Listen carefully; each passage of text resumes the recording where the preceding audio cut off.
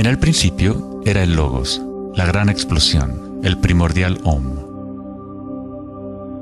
La teoría de la gran explosión dice que el universo físico surgió vertiginosamente de un punto singular inimaginablemente denso y caliente, llamado una singularidad, 1000 millones de veces más pequeño que la cabeza de un alfiler.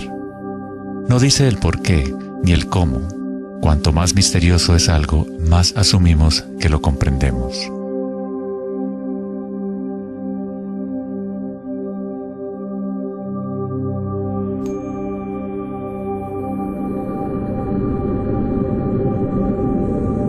Antes se pensaba que la gravedad haría que se desacelerara eventualmente la expansión del universo, o que lo contraería en una gran implosión. Sin embargo, las imágenes del telescopio Hubble demuestran que la expansión del universo parece estar acelerándose, expandiéndose más y más desde su origen en la gran explosión. De alguna manera, hay más masa en el universo de la cual la física había predicho. Para justificar la masa perdida, los físicos dicen ahora que el universo está compuesto de solamente 4% de materia atómica, o lo que nosotros consideramos materia normal. 23% del universo es materia oscura y 73% es energía oscura, lo cual antes pensábamos que era espacio vacío. Es como un sistema nervioso invisible que recorre el universo conectando todas las cosas.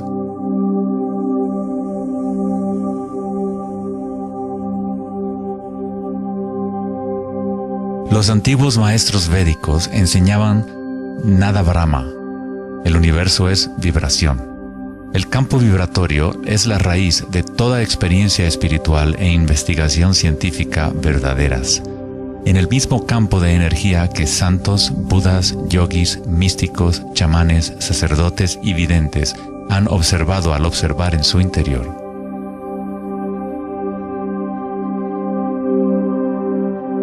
Se le ha denominado Akasha, el primordial Om, la red de joyas de Indra, la música de las esferas y miles de otros nombres a través de la historia.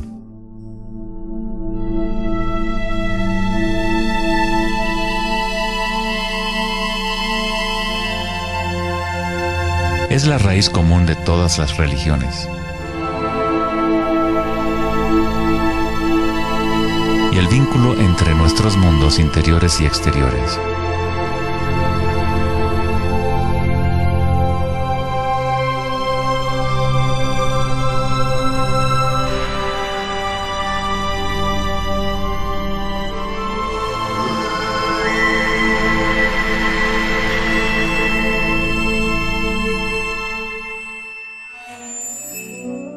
En el siglo III, el budismo Mahayana describió una cosmología no muy diferente a la física más avanzada de hoy en día.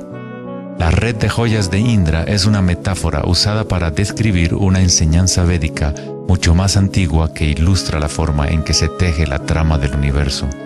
Indra, el rey de los dioses, dio a luz el sol y mueve los vientos y las aguas. Imagina una telaraña que se extiende en todas las dimensiones.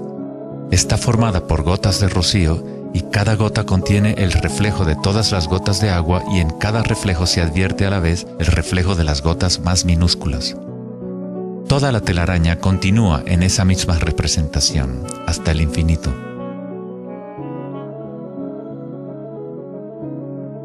La red de Indra podría ser descrita como un universo holográfico, donde hasta el más mínimo rayo de luz contiene el patrón completo de la totalidad. Se hace referencia a veces al científico serbio-americano Nikola Tesla como el hombre que inventó el siglo XX. Tesla fue el responsable del descubrimiento de la electricidad de corriente alterna y muchos otros inventos que ahora son parte de la vida cotidiana. Debido a su interés en las antiguas tradiciones védicas, Tesla se encontraba en una posición única para comprender la ciencia a través de un modelo tanto oriental como occidental. Como todos los grandes científicos, Tesla investigó profundamente los misterios del mundo exterior, pero también observó profundamente su interior. Al igual que los antiguos yogis, Tesla utilizó el término akasha para describir el sentido etéreo que se extiende a lo largo de todo.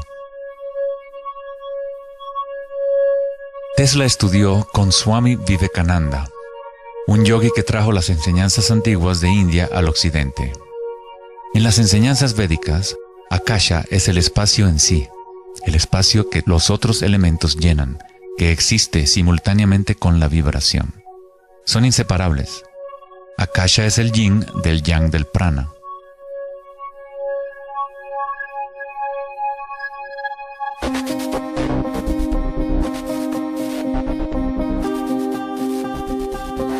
Un concepto moderno que nos puede ayudar a conceptualizar a Akasha, o la sustancia primaria, es la idea de los fractales.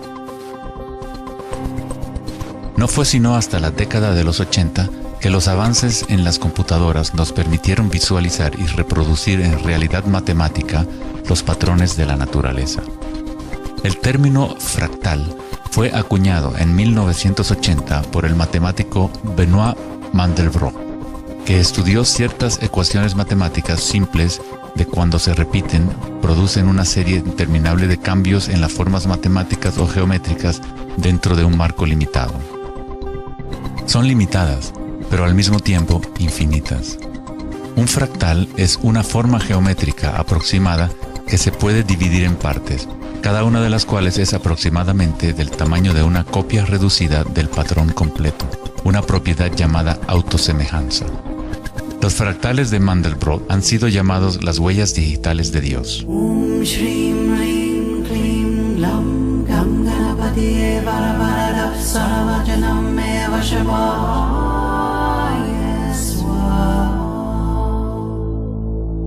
Estás viendo obras de arte creadas por la propia naturaleza. Si se gira la figura de Mandelbrot de cierta forma, luce muy similar a una deidad hindú o a un Buda. Esta figura ha sido denominada la figura Buddha-Brot.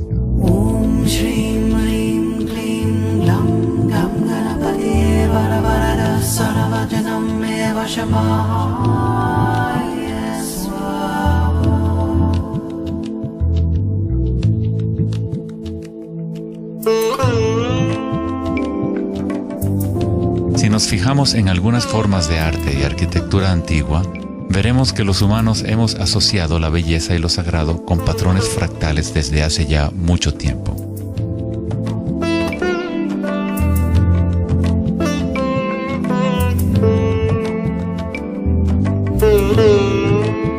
Infinitamente complejos, sin embargo, cada parte contiene la semilla para recrear el conjunto. Los fractales han cambiado el punto de vista de los matemáticos respecto a la percepción y el funcionamiento del universo. Con cada nuevo nivel de aumento surgen diferencias del original. El cambio y la transformación constante ocurren a medida que atravesamos el nivel de un detalle fractal a otro. Esta transformación es el espiral cósmico, la inteligencia intrínseca de la matriz del espacio-tiempo.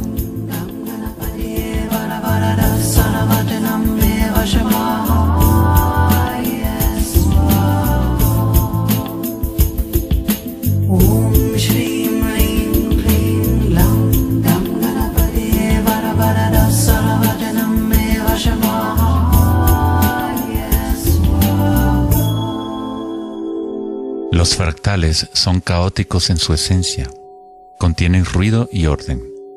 Cuando nuestras mentes reconocen o definen un patrón, nos enfocamos en él como si fuera una cosa. Tratamos de encontrar los patrones que consideramos bellos, pero a fin de sostenerlos en nuestras mentes, debemos apartar el resto del fractal.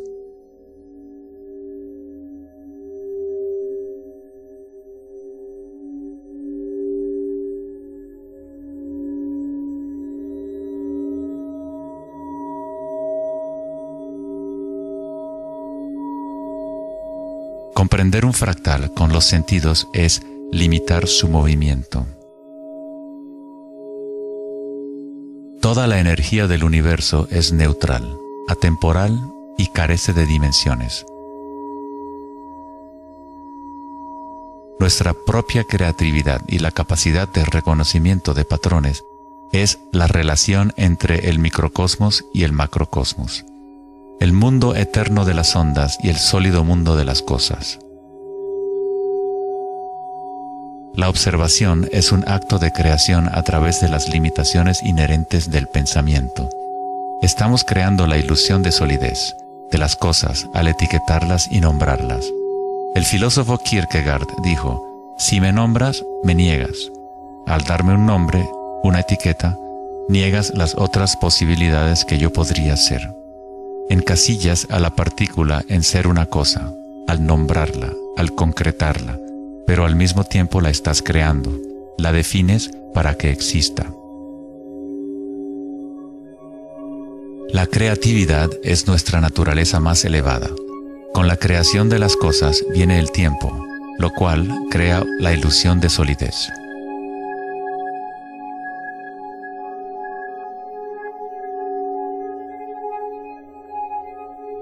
Einstein fue el primer científico en comprender que lo que nosotros consideramos espacio vacío no es la nada, posee propiedades y casi incalculables cantidades de energía son parte intrínseca de la naturaleza del espacio. El famoso físico Richard Feynman dijo en una ocasión: hay suficiente energía en un solo metro cúbico de espacio para hervir todos los océanos del mundo. Los meditadores avanzados saben que en el silencio se encuentra el mayor poder. Buda tenía otro término para la sustancia primaria. La llamaba kalapas. Las kalapas son como partículas u ondas minúsculas que están surgiendo y desapareciendo miles de millones de veces por segundo.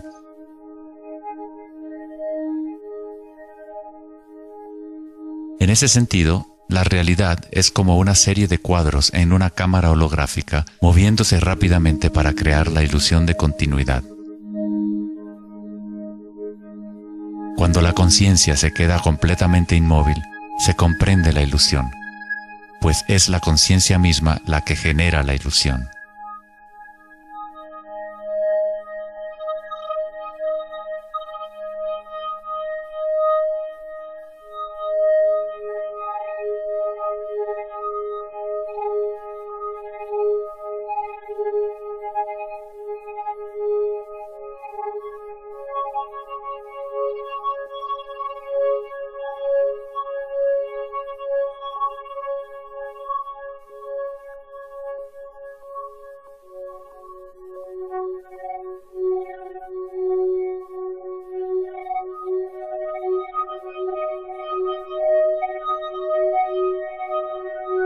En las tradiciones antiguas orientales se sabía desde hace miles de años que todo es vibración. Nada Brahma, el universo es sonido. La palabra nada significa sonido o vibración y Brahma es el nombre de Dios. Brahma, al mismo tiempo, es el universo y es el creador. El artista y el arte son inseparables.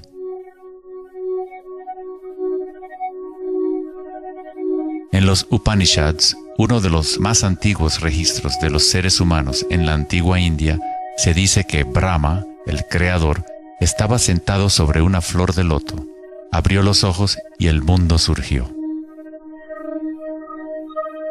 Brahma cierra sus ojos y un mundo entero cesa de existir. Algunos místicos, yogis y sabios han sostenido que hay un campo a nivel de la raíz de la conciencia, el campo akáshico o los registros akáshicos, donde toda la información, todas las experiencias pasadas, presentes y futuras existen ahora y siempre. Es este campo o matriz de la que surgen todas las cosas. Desde las partículas subatómicas, las galaxias, las estrellas, los planetas y toda la vida.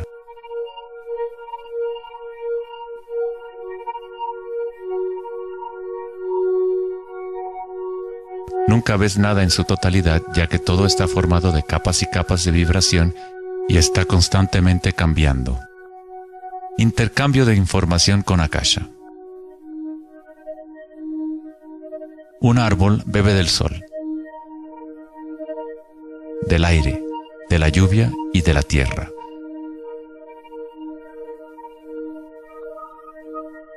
Un mundo de energía entra y sale de esta cosa llamada árbol. Cuando la mente pensante permanece en calma, observas la realidad tal como es. Todos los aspectos en conjunto, el árbol, el cielo y la tierra, la lluvia y las estrellas no están separadas. La vida y la muerte, el yo y el otro no están separados. Así como la montaña y el valle son inseparables. En las tradiciones indígenas de los Estados Unidos y en otras tradiciones indígenas, se dice que cada cosa tiene espíritu, lo cual es otra forma de decir, todo está conectado con la única fuente de vibración. Hay una conciencia, un campo, una fuerza que se mueve a través de todo. Este campo no está aconteciendo a tu alrededor, sino a través de ti y en calidad de tu esencia. Tú eres la U en la palabra universo. Eres los ojos con los cuales la creación se observa a sí misma. Cuando te despiertas de un sueño, te das cuenta que todo lo del sueño era parte de ti. Tú lo estabas creando. Es igual para lo que llamamos la vida real. Cada uno y cada cosa eres tú. La única conciencia mirando a través de cada ojo, bajo cada roca,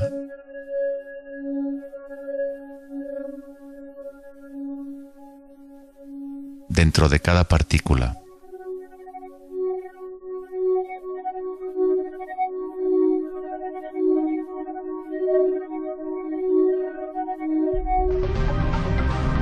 Los investigadores internacionales del CERN, el Laboratorio Europeo de Física de Partículas, están buscando este campo que se extiende a lo largo de todas las cosas. Pero en lugar de mirar hacia adentro, miran al mundo físico externo. Científicos del laboratorio CERN en Ginebra, Suiza, anunciaron que habían encontrado el bosón de Higgs, o la partícula de Dios. Los experimentos del bosón de Higgs demostraron científicamente que un campo de energía invisible llena el vacío del espacio. El gran colisionador de hadrones del CERN consiste en un anillo de 17 millas de circunferencia en la que dos haces de partículas corren en direcciones opuestas, convergiendo y estrellándose casi a la velocidad de la luz. Los científicos observan lo que surge de las violentas colisiones. El modelo estándar no puede explicar cómo las partículas obtienen su masa. Todo parece estar compuesto de vibraciones, pero no hay ninguna cosa que esté siendo vibrada. Es como si hubiera un bailarín invisible, una sombra, danzando oculta en el valle del universo. Los demás bailarines siempre han danzado alrededor de este bailarín oculto. Hemos observado la coreografía, pero hasta ahora no podíamos ver el bailarín.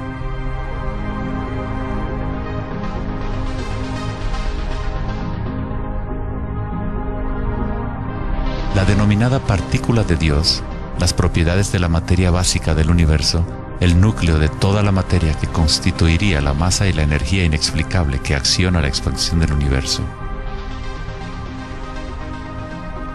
Pero lejos de explicar la naturaleza del universo, el descubrimiento del bosón de Higgs simplemente presenta un misterio aún mayor, dejando al descubierto un universo que es aún más misterioso de lo que nunca habíamos imaginado. La ciencia se acerca al umbral entre la conciencia y la materia.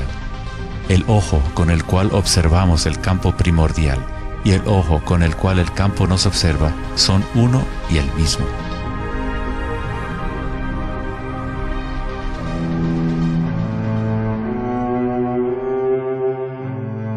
El célebre escritor alemán Wolfgang von Goethe dijo: "La onda es el fenómeno primordial que dio origen al mundo". La simática es el estudio del sonido visible. La palabra simática proviene de la raíz griega kuma, que significa onda o vibración.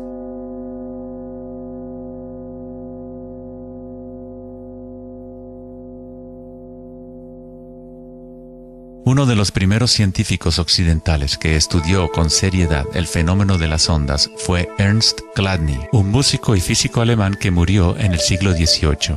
Chladni descubrió que cuando colocaba arena en placas de metal y luego hacía vibrar las placas con un arco de violín, la arena se organizaba en figuras con patrones.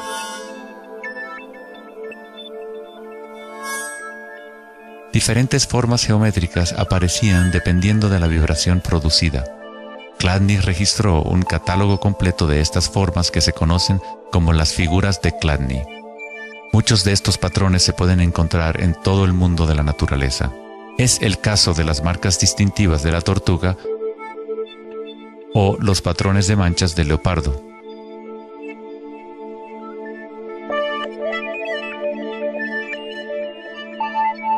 El estudio de los patrones Chladni o patrones ximáticos es uno de los métodos secretos con el que los fabricantes de alta calidad de guitarras, violines y otros instrumentos prueban la calidad del sonido que emiten.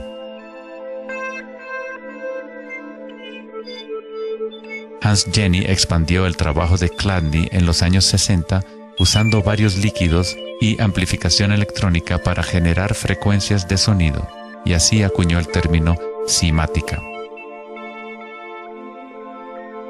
Si se envían ondas sinusoidales simples a través de un recipiente con agua, se pueden ver los patrones en el agua. Dependiendo de la frecuencia de la onda, aparecerán diferentes patrones de ondas. Cuanto más elevada sea la frecuencia, más complejo será el patrón. Estas formas son repetibles, no aleatorias. Cuanto más observas, más empiezas a ver cómo la vibración organiza la materia en formas complejas que comenzaron en simples ondas repetitivas. Esta vibración de agua tiene un patrón similar a un girasol.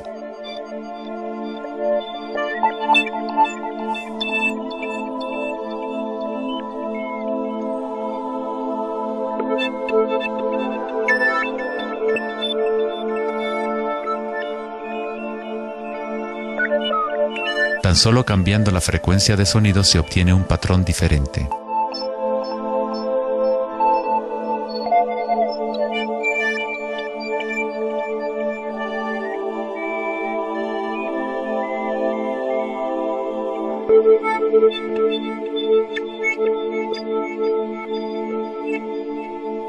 El agua es una sustancia muy misteriosa, es altamente impresionable. Es decir, puede recibir y retener la vibración. Debido a su capacidad y sensibilidad de resonancia elevada y a su disposición interna para resonar, el agua responde instantáneamente a todos los tipos de ondas acústicas. Agua y tierra vibrante constituyen la mayoría de la masa en las plantas y los animales. Es fácil observar cómo simples vibraciones en el agua pueden crear patrones reconocibles naturales, pero a medida que agregamos sólidos y aumentamos la amplitud, las cosas se ponen aún más interesantes. Al añadir almidón de maíz al agua, obtenemos fenómenos más complejos.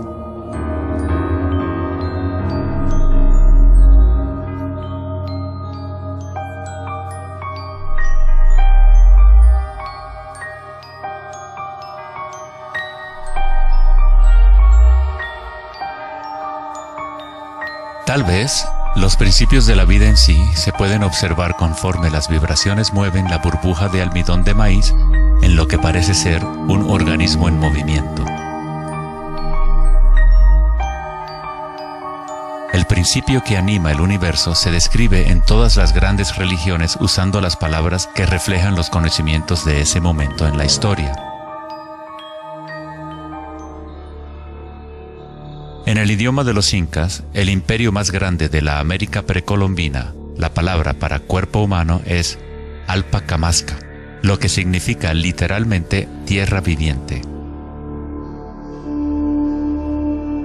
En la Cábala o misticismo judío, hablan del nombre divino de Dios, el nombre impronunciable. No se puede pronunciar debido a que es una vibración que está en todas partes. Se trata de todas las palabras, toda la materia. Todo es la palabra sagrada. El tetaedro es la forma más simple que puede existir en 3 dimensiones. Algo debe tener por lo menos 4 puntos para tener realidad física. La estructura del triángulo es el único patrón de la naturaleza que se autoequilibra. En el Antiguo Testamento, la palabra tetragrámaton se utilizaba a menudo para representar una cierta manifestación de Dios. Se usaba cuando se hablaba de la palabra de Dios o del nombre especial de Dios, logos o la palabra primordial. Las antiguas civilizaciones sabían que en la estructura de la raíz del universo estaba la figura tetraédrica. De esta forma, la naturaleza exhibe un impulso fundamental hacia el equilibrio, Shiva, pero a la vez exhibe un impulso fundamental hacia el cambio, Shakti.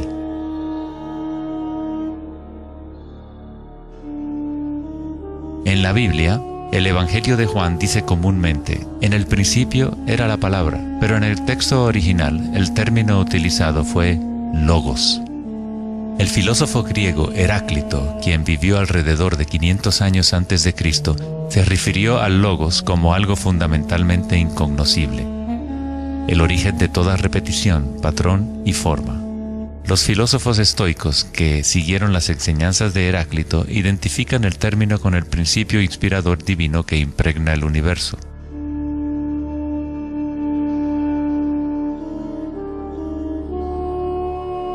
En el sufismo, el logos está en todas partes y en todas las cosas. Es aquello de lo cual lo inmanifiesto se manifiesta.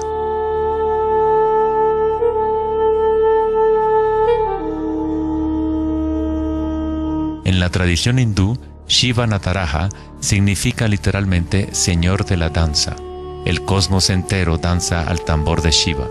Todo está imbuido o impregnado con la pulsación. El mundo puede seguir evolucionando y cambiando solo mientras Shiva siga danzando. De otra forma, colapsa de regreso a la nada. Mientras que Shiva representa nuestra conciencia de espectadores, Shakti es la sustancia o la materia del mundo. Mientras que Shiva yace en meditación, Shakti trata de incitarlo a la danza. Como el yin y el yang, el bailarín y el baile existen como uno.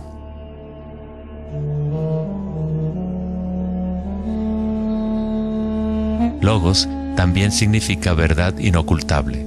Aquel que conoce el logos, conoce la verdad. Existen muchas capas de encubrimiento en el mundo humano como consecuencia de los múltiples giros de Akasha hasta convertirse en estructuras complejas que ocultan la fuente de sí misma. Como un juego divino de las escondidas, nos hemos ocultado desde hace miles de años y eventualmente nos hemos olvidado por completo del juego. De alguna forma, nos olvidamos que había algo que encontrar. En el budismo se enseña a través de la meditación a percibir directamente el logos, el campo del cambio o impermanencia en nuestro interior. Cuando observas tu mundo interior, observas las sensaciones y energías más sutiles conforme la mente se concentra y se enfoca. A través de la comprensión directa de anicca o impermanencia a nivel de la raíz de la sensación, uno se libera del apego a las formas externas transitorias.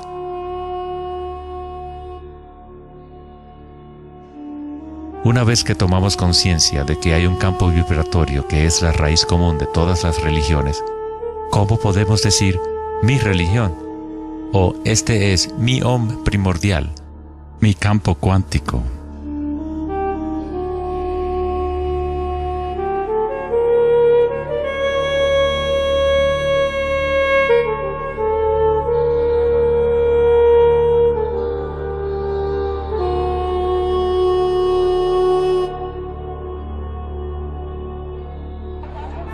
La verdadera crisis en nuestro mundo no es de carácter social, político o económico. Nuestra crisis es una crisis de conciencia, la incapacidad de experimentar directamente nuestra verdadera naturaleza. La incapacidad de reconocer esto en todo el mundo y en todas las cosas.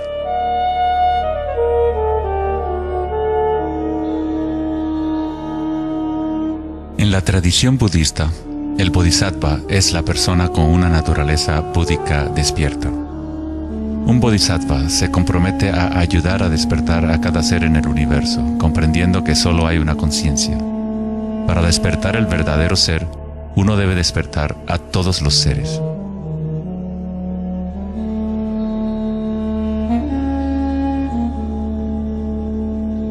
Existen innumerables seres conscientes en el universo a quienes me comprometo a ayudar a despertar. Mis imperfecciones son inagotables. Prometo vencerlas todas. El Dharma es inescrutable. Me comprometo a conocerlo. El camino a despertar es inalcanzable. Me comprometo a alcanzarlo.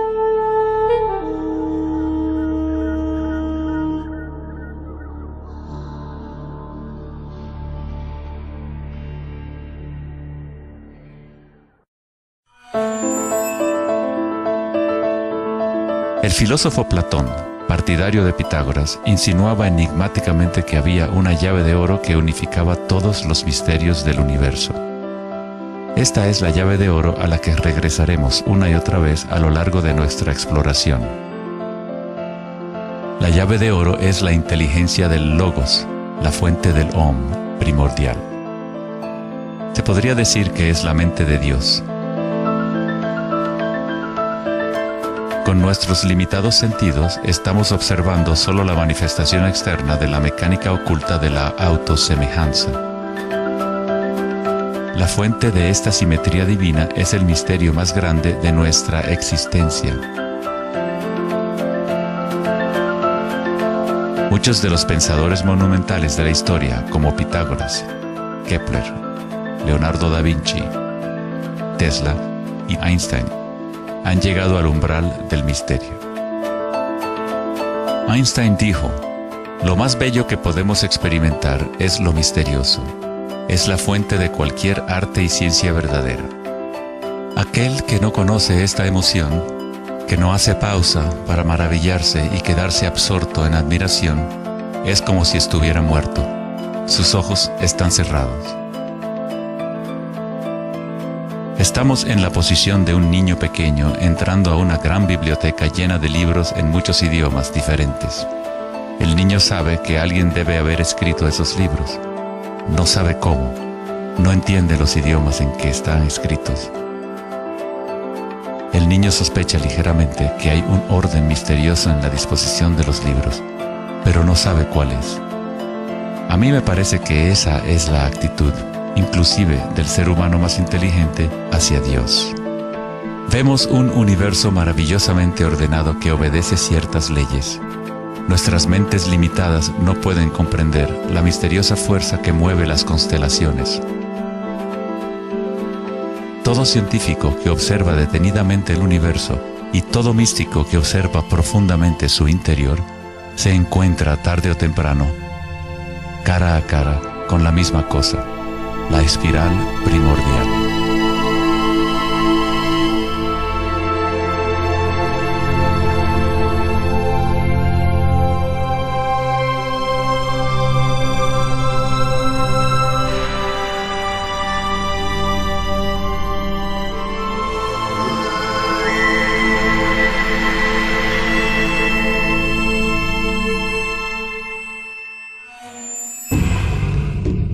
Mil años antes de la creación del antiguo observatorio de Stonehenge, la espiral era un símbolo predominante en la Tierra. Las espirales antiguas se pueden encontrar por todas partes del mundo. Miles de espirales antiguas como estas se pueden encontrar en toda Europa, Nuevo México y Utah en Estados Unidos, Australia, China y Rusia, en virtualmente todas las culturas indígenas de la Tierra. Las espirales antiguas simbolizan el crecimiento, la expansión y la energía cósmica encarnada en el Sol y en el cielo. La forma espiral refleja el macrocosmos del universo mismo revelándose. En las tradiciones indígenas, la espiral es la fuente energética, la madre primordial. Las espirales neolíticas de Newgrange, Irlanda, se remontan a 5000 años.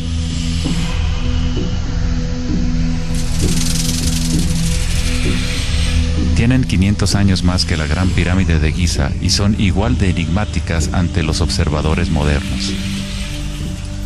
Las espirales se remontan a una época en la historia en donde los humanos estaban más conectados con la Tierra, con los ciclos y las espirales de la naturaleza. Una época en que los seres humanos se identificaban menos con los pensamientos. La espiral es lo que percibimos como la fuerza de torsión en el universo. El prana, o fuerza creativa, hace girar a Akasha en una secuencia de formas sólidas. Se encuentra en todos los niveles entre el macrocosmos y el microcosmos, desde las galaxias espirales hasta los sistemas meteorológicos, el agua en tu bañera y tu ATM.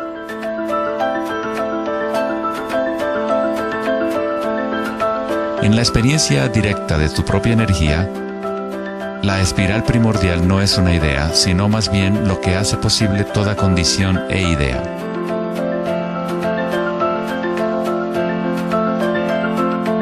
Varios tipos de espirales y hélices se encuentran en todo el mundo de la naturaleza. Caracoles,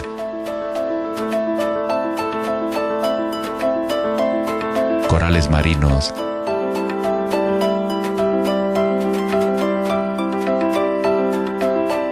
telarañas,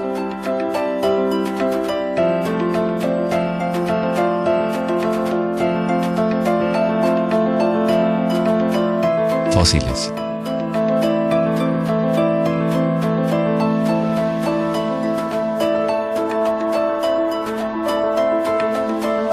En las colas de los caballitos de mar,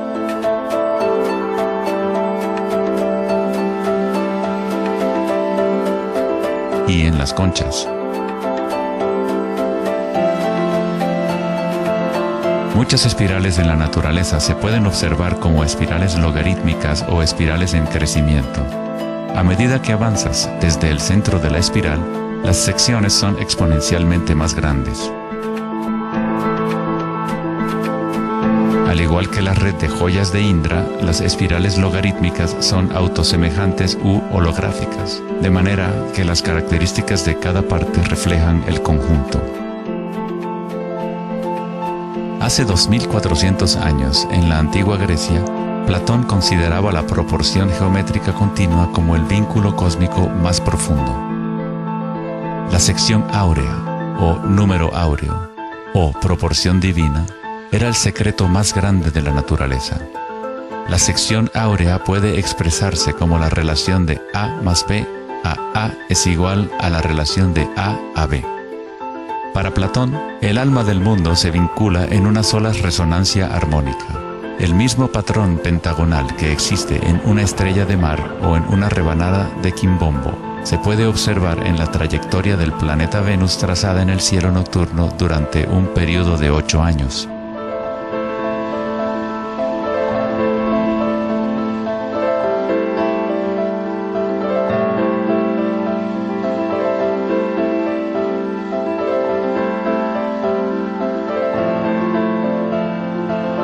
Se observa en el mundo inteligible de las formas en el cielo y en el mundo visible de los objetos materiales en la Tierra, a través de este principio de la autosemejanza geométrica. Desde los patrones autosemejantes del brócoli romanesco hasta las ramas de las galaxias, las espirales logarítmicas son patrones omnipresentes y arquetípicos. Nuestra galaxia de la Vía Láctea tiene varias ramas espirales logarítmicas con una pendiente de unos 12 grados. Cuanto mayor la pendiente de la espiral, más compactos son los giros. Al observar una planta que crece a intervalos de tiempo en un video, uno es testigo de su danza con la espiral de la vida.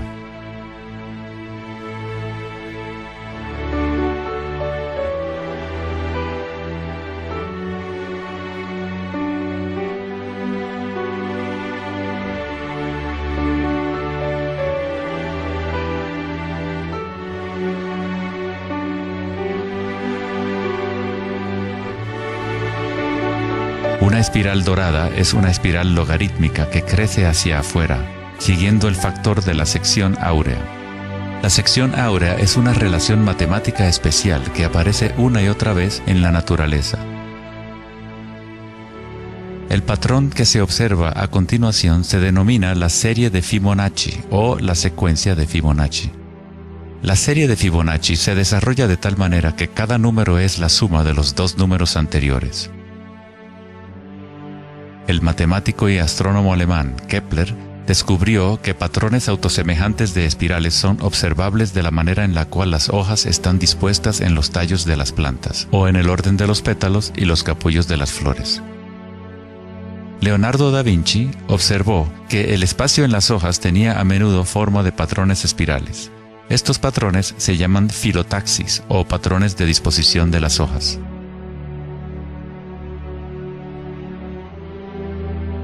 La disposición filotaxis se puede observar en los nucleótidos independientes del ADN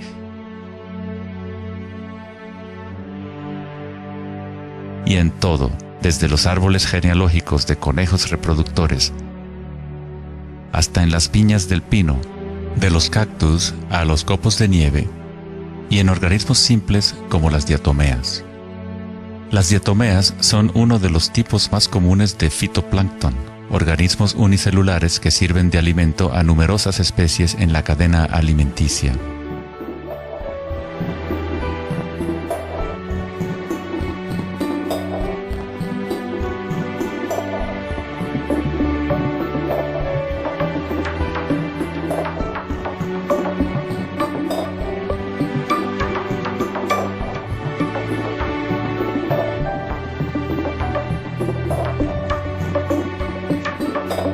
¿Cuánta matemática debes saber para ser un girasol o una abeja? La naturaleza no consulta al departamento de física para producir un brócoli. La estructura en la naturaleza ocurre automáticamente.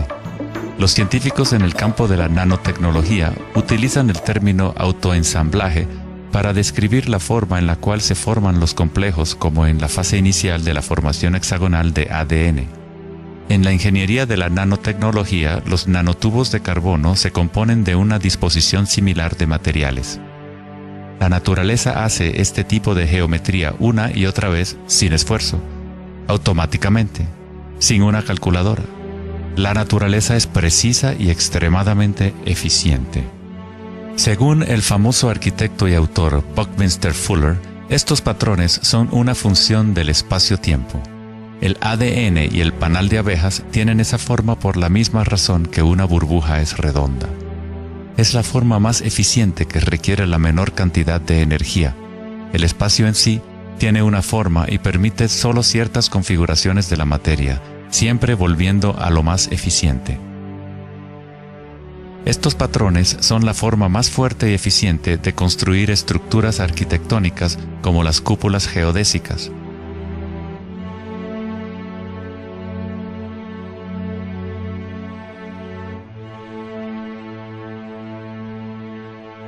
Los patrones de espirales logarítmicas permiten la exposición máxima de las plantas a los insectos para la polinización. La máxima exposición a la luz solar y la lluvia que les permite llevar el agua de manera eficiente y en espiral hacia sus raíces. Las aves rapaces utilizan el patrón de espiral logarítmica para acechar a su próxima presa. Volar en espiral es la forma más eficiente de cazar.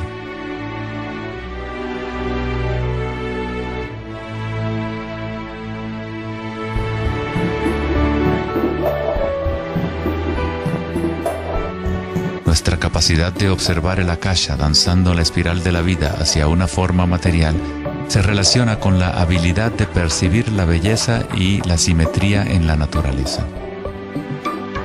El poeta William Blake dijo: "El universo vegetativo se abre como una flor desde el centro de la tierra en donde mora la eternidad. Se expande desde las estrellas hasta el caparazón mundano y ahí se encuentra con la eternidad de nuevo, tanto desde dentro como desde fuera".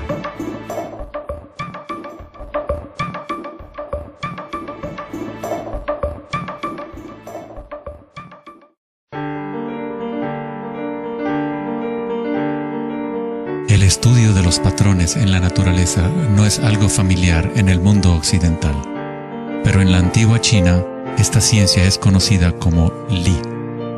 El Li refleja el orden dinámico y el patrón en la naturaleza.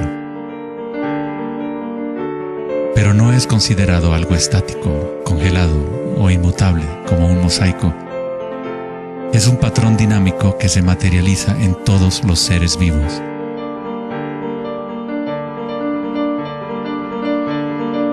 Las arterias de las hojas, las marcas de las tortugas y los patrones de vetas en las rocas son todas expresiones del lenguaje secreto de la naturaleza y del arte. El laberinto es uno de los muchos patrones de Li. Se encuentran en las estructuras de los corales, en hongos como el morel,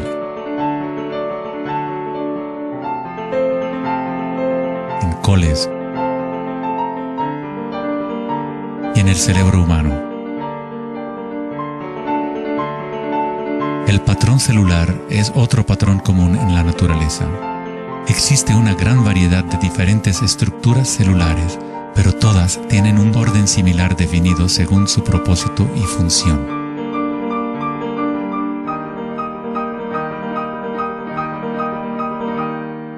Es fácil quedarse fascinado ante el juego constante de formas, pero lo más interesante es que ciertas formas arquetípicas parecen estar entretejidas en la trama de la naturaleza. El patrón de ramificación es otro patrón Li, o modelo arquetípico observable en todos los niveles y en todas las escalas fractales.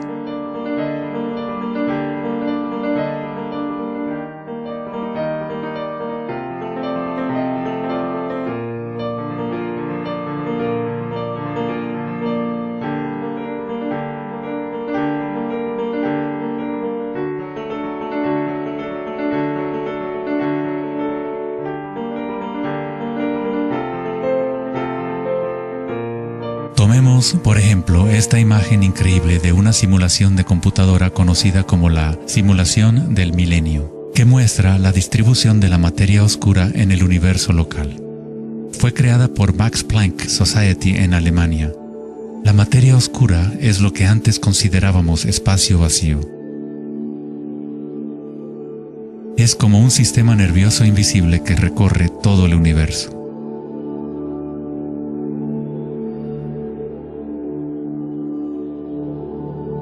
El universo es literalmente como un cerebro gigante. Está constantemente utilizando un tipo de energía oscura u oculta que solo hasta ahora la ciencia empieza a entender.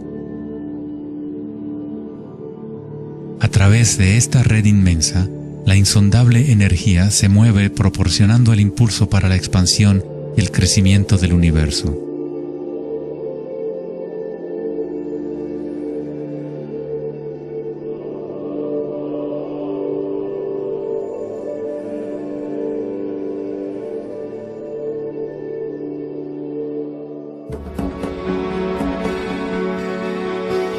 La naturaleza crea patrones de ramificación automáticamente cuando creamos las condiciones adecuadas. La naturaleza es una máquina generadora de arte o un motor creador de belleza. Aquí, la electricidad se utiliza para hacer crecer las ramas de cristal plata. El metraje es en intervalos de tiempo a medida que crecen durante varias horas. Los cristales se forman sobre el cátodo de aluminio cuando los iones se depositan por electrólisis a partir de una solución de nitrato de plata. La formación es autoorganizadora. Estás viendo arte generado por la propia naturaleza. Johann Wolfgang von Goethe dijo: "La belleza es una manifestación de las leyes secretas de la naturaleza, que de otra manera estarían ocultas para nosotros por siempre". En este sentido, todo en la naturaleza está vivo, organizándose a sí mismo. Cuando se usa alto voltaje en la ramificación fractal, esto se vuelve todavía más obvio. Está sucediendo en tiempo real.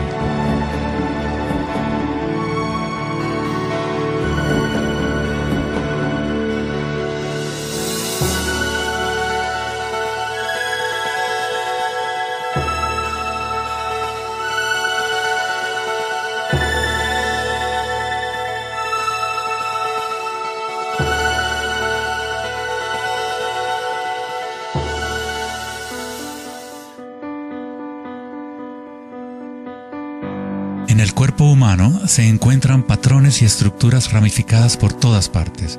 Son, por supuesto, el sistema nervioso de la medicina occidental. Pero en la medicina china, ayurvédica y tibetana, los meridianos de energía son un componente esencial para entender cómo funciona el cuerpo.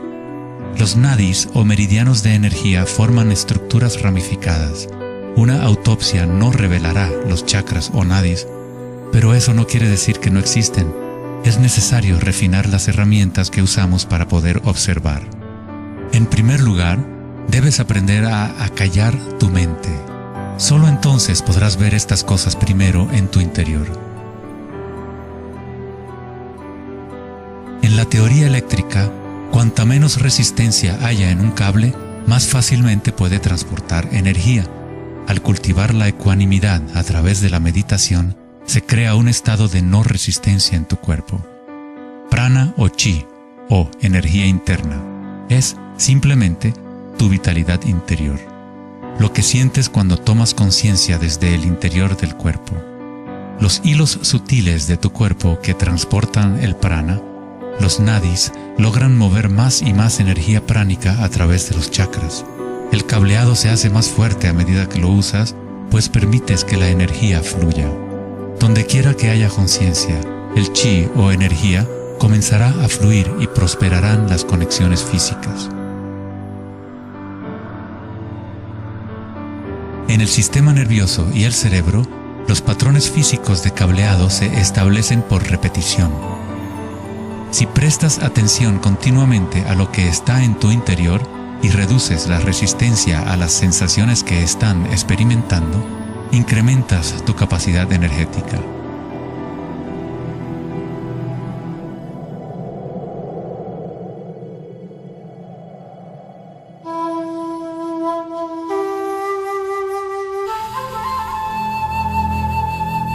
En el taoísmo, el símbolo del yin y el yang representa la interpenetración de las fuerzas en espiral de la naturaleza. El yin y el yang no son dos y no es uno. El antiguo concepto del ara está representado por un yin y yang o remolino en espiral. Es el centro de energía localizado en el abdomen, debajo del ombligo. Ara significa literalmente mar u océano de energía. En China, el ara es llamado el Dantien inferior. En muchas formas de artes marciales asiáticas, se dice que el guerrero con ara fuerte es imparable. En la tradición samurái, una forma de suicidio ritual o seppuku era el harakiri. Esto significa traspasar tu propio ara, desconectando el chi o canal de energía. Moverse desde este centro crea el movimiento enraizado y lleno de gracia que se ve no solo en las artes marciales,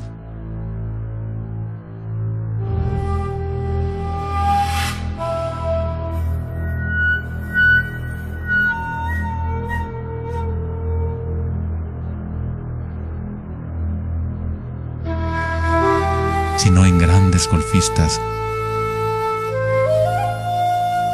bailarinas de danza del vientre.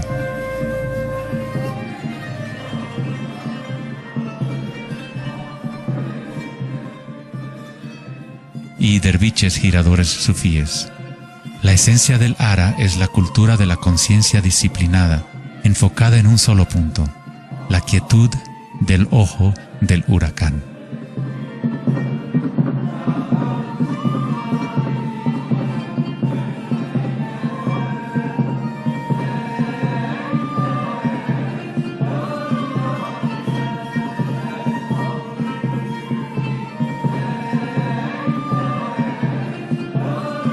Es el instinto de nuestras entrañas con relación a nuestra propia fuente de energía.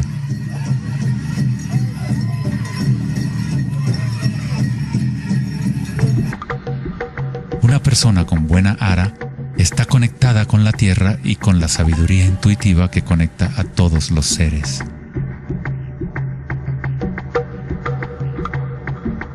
Pensar con tu vientre, el ara de Kengasai, es conectarte con tu sabiduría interior.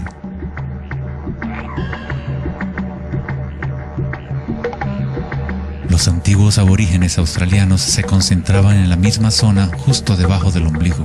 donde el cordón de la gran serpiente arcoíris yacía enroscada.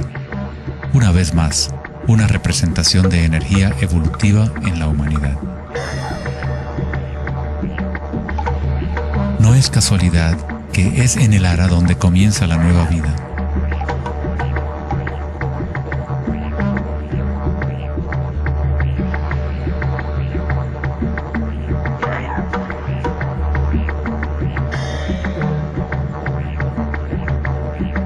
El sistema nervioso entérico, a veces llamado cerebro intestinal, es capaz de mantener una matriz compleja de conexiones similares a las del cerebro en la cabeza, con sus propias neuronas y neurotransmisores. Puede actuar de forma autónoma, es decir, con su propia inteligencia. Se podría decir que el cerebro intestinal es una versión fractal del cerebro de la cabeza, o tal vez el cerebro de la cabeza es una versión fractal del cerebro intestinal. Un oso sano tiene un ara fuerte. Cuando un oso sabe dónde hurgar para encontrar hierbas, sigue el movimiento del chi a través de sus sentidos, centrando en el ara o vientre. Esta es la conexión del oso con la cabaña de los sueños, el lugar en las tradiciones indígenas de donde proviene todo el conocimiento y regresa hacia la espiral de la vida. Pero, ¿cómo conocían los antiguos pueblos la espiral, si la ciencia moderna está apenas empezando ahora a reconocer su importancia? Pregúntale a las abejas. Ellas no se han olvidado de amar. Las abejas tienen una conexión especial con la fuente como parte de un sistema simbiótico que ayuda a la belleza y a la diversidad a florecer. Son un puente entre el macrocosmos y el microcosmos. Hay un corazón que nos conecta a todos, como una mente colectiva, por llamarla así. Al igual que un cerebro abierto, la colmena envía sus sueños al mundo para manifestarse.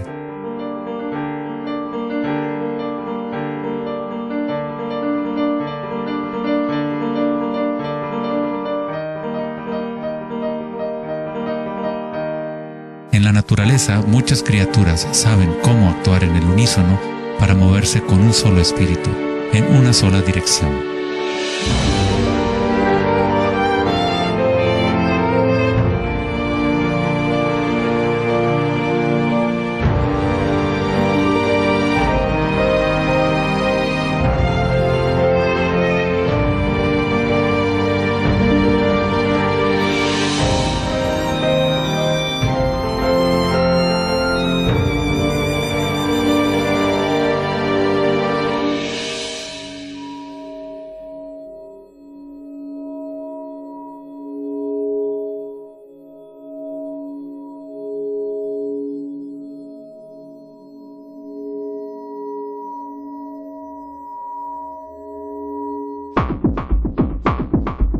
Pero no todos se benefician de las otras especies a su alrededor. Por ejemplo, la cigarra devora todo en su camino. Una cigarra no tiene ninguna otra opción que actuar como cigarra. Nunca va a producir miel ni a polinizar plantas como una abeja. El comportamiento de una cigarra es rígido, pero un ser humano es único en el sentido de que podemos actuar como una abeja o como una cigarra. Tenemos la libertad de cambiar y manipular los patrones de la forma en que interactuamos con el mundo. Podemos existir en simbiosis o como parásitos.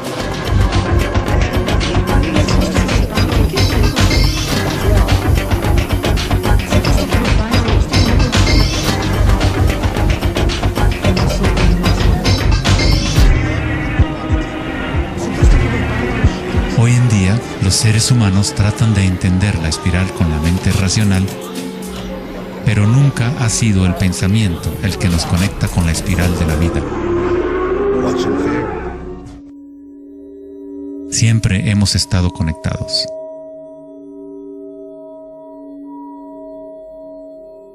El pensamiento ha sido lo que nos ha mantenido en la ilusión de la separación dentro de nuestras propias identidades. El pensamiento es la creación de la separación, la experiencia de limitación. Cuanto más nos alineamos con el pensamiento, más nos alejamos de la fuente.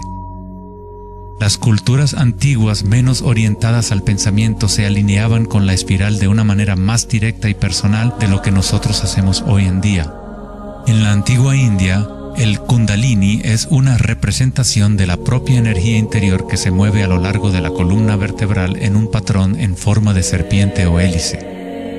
En las antiguas tradiciones yogis de la India, los mundos interiores de las personas de la época se comparaban con las culturas que se centraban en el ara. Equilibrar el poder de la espiral con la quietud propia de la observación de tu conciencia es alinearte con tu pleno potencial evolutivo, para florecer como el ser original y multifacético que fuiste concebido. Ida, el femenino o canal lunar, está conectado al cerebro derecho y Pingala, el canal masculino o solar, está conectado al cerebro izquierdo. Cuando estos dos canales están en equilibrio, la energía fluye hasta un tercer canal, Sushumna, en el centro de la columna vertebral, energizando los chakras y desbloqueando nuestro pleno potencial evolutivo. La palabra chakra es una antigua palabra sánscrita que significa rueda de energía.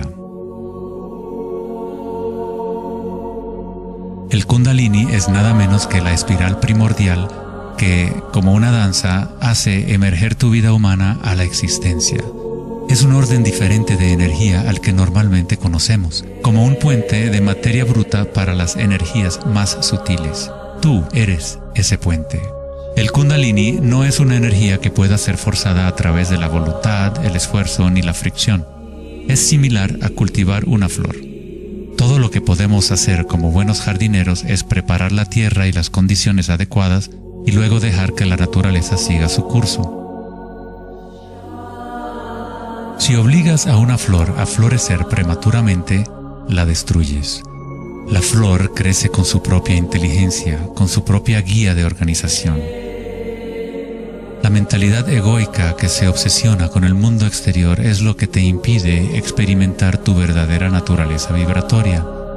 Cuando la conciencia se vuelca hacia el interior, se asemeja a los rayos del sol y comienza a florecer el loto interior. Conforme el Kundalini despierta en nuestro interior, comenzamos a notar el distintivo de la espiral en todas las cosas. En todos los patrones internos y externos, esta espiral es el vínculo entre nuestros mundos interiores y exteriores.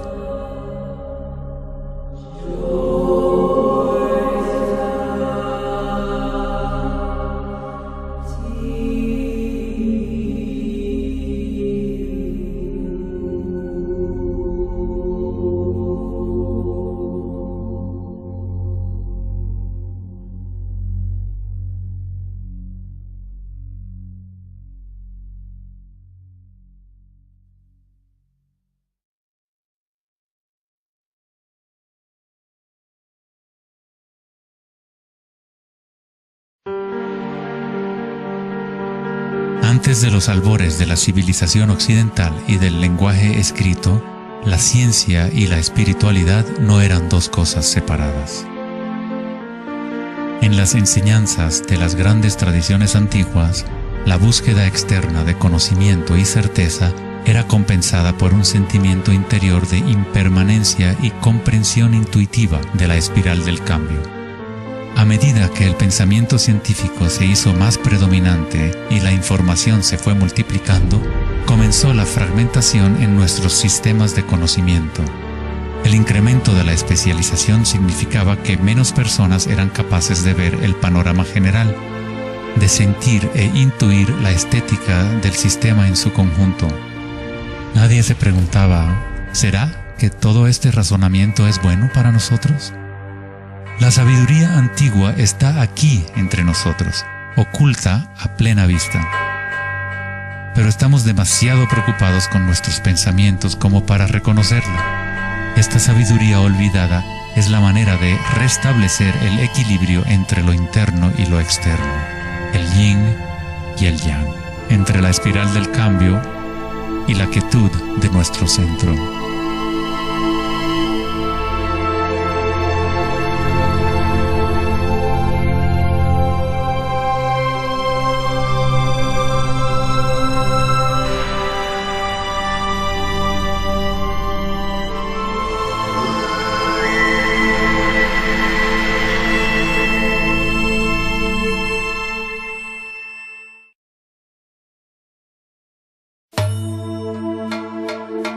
leyenda griega, Asclepio era hijo de Apolo y dios de la medicina. Su sabiduría y habilidades para la curación eran insuperables, y se decía que había descubierto el secreto mismo de la vida y la muerte. En la antigua Grecia, los templos de curación asclepianos reconocían el poder de la espiral primordial. Esto está simbolizado por la vara de Asclepios. Se dice que Hipócrates, el padre de la medicina, cuyo juramento todavía constituye el código moral de la profesión médica, se entrenó en un templo asclepiano. Hasta el día de hoy, este símbolo de nuestra energía evolutiva se mantiene como el logotipo de la Asociación Médica Americana y otras organizaciones médicas en todo el mundo. En la iconografía egipcia, la serpiente y el pájaro representan la dualidad o polaridad de la naturaleza humana.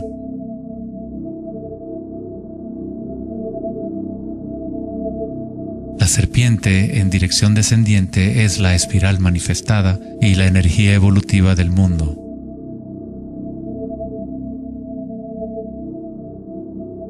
El pájaro es la dirección ascendiente, la corriente dirigida hacia el sol o la concientización unívoca del despertar, el vacío de Akasha.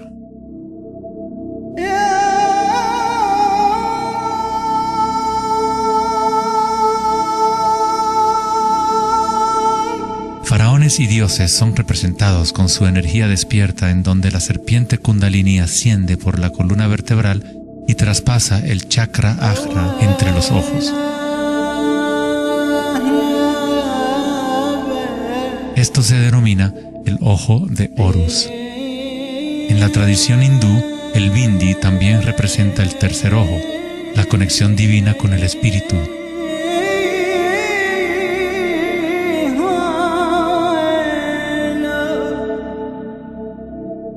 La máscara de Tutankamón es un ejemplo clásico que muestra temas de serpientes y aves.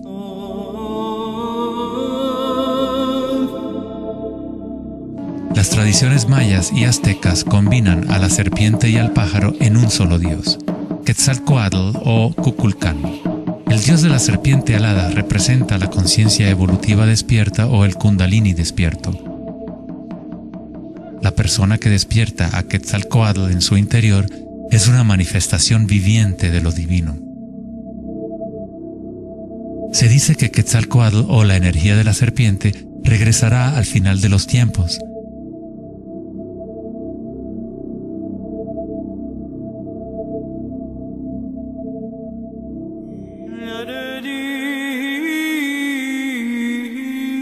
Los símbolos de la serpiente y las aves se pueden también encontrar en el cristianismo. Su significado real podría estar codificado de una manera más profunda, pero el significado es el mismo que en otras tradiciones antiguas. En el cristianismo, el pájaro o paloma que se ve a menudo sobre la cabeza de Cristo representa al Espíritu Santo o Kundalini Shakti a medida que asciende al sexto chakra y más allá. Los místicos cristianos llaman al Kundalini por otro nombre, Espíritu Santo.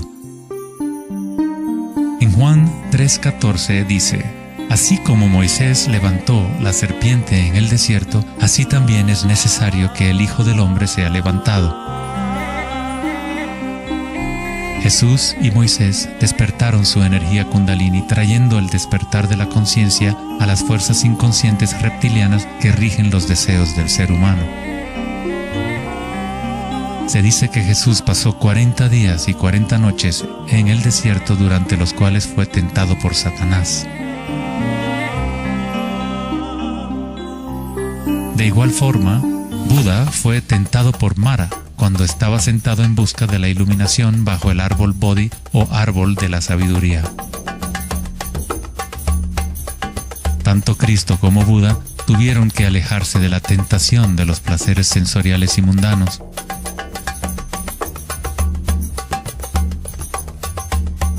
En ambas historias, el demonio es la personificación de los propios apegos.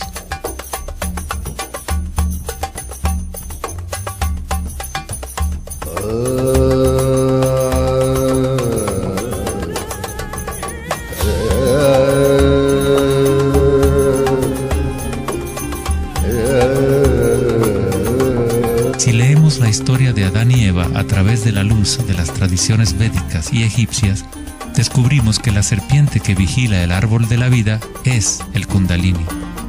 La manzana representa el encanto y la tentación del mundo sensorial externo. Distrayéndonos del conocimiento del mundo interior, del árbol del conocimiento interior,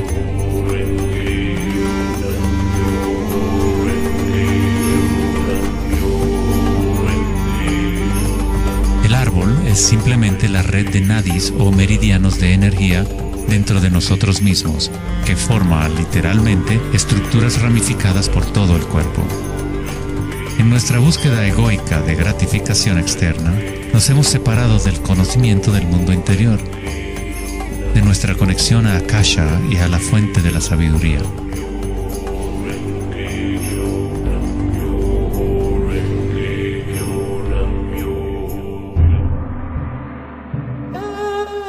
Muchos de los mitos históricos del mundo sobre dragones pueden interpretarse como metáforas de las energías internas de las culturas de las cuales forman parte.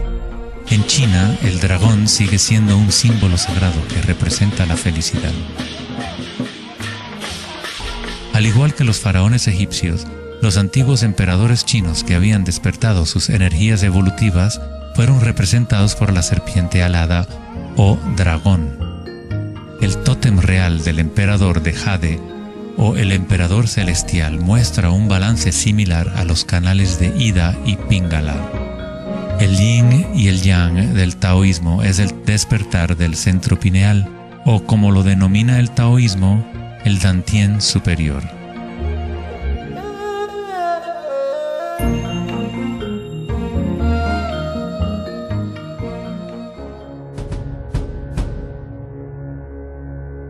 La naturaleza está llena de distintas formas de detectar y asimilar la luz.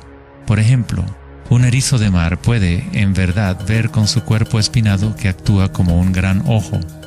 Los erizos detectan la luz que ilumina sus espinas y comparan la intensidad de los rayos para tener una idea de lo que está en su entorno.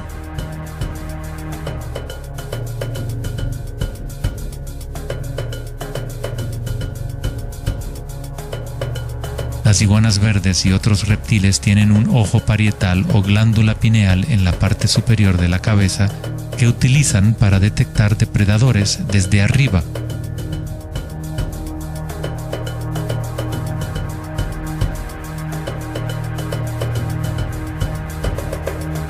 La glándula pineal humana es una pequeña glándula endocrina que ayuda a regular los patrones del sueño y vigilia.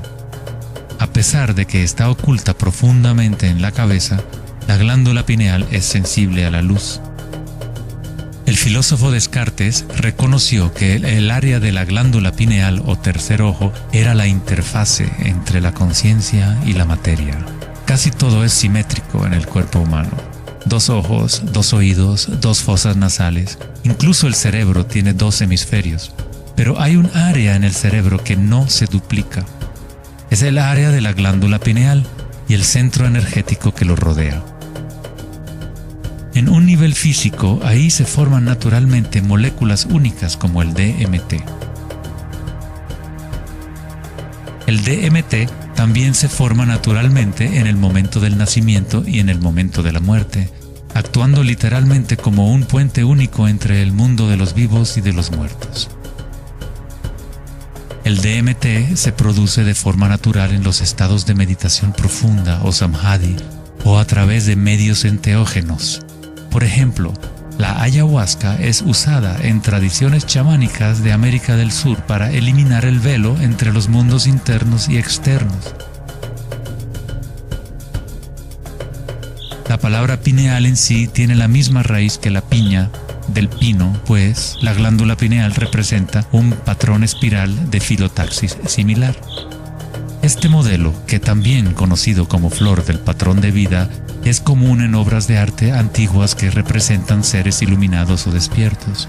Cuando la imagen de la piña del pino se observa en formas de artes sacras, representa el despertar del tercer ojo, la conciencia unívoca que dirige el flujo de energía evolutiva. La piña del pino representa el florecimiento de los chakras superiores que se activan mientras Sushumna se eleva hasta el chakra Ajna y más allá.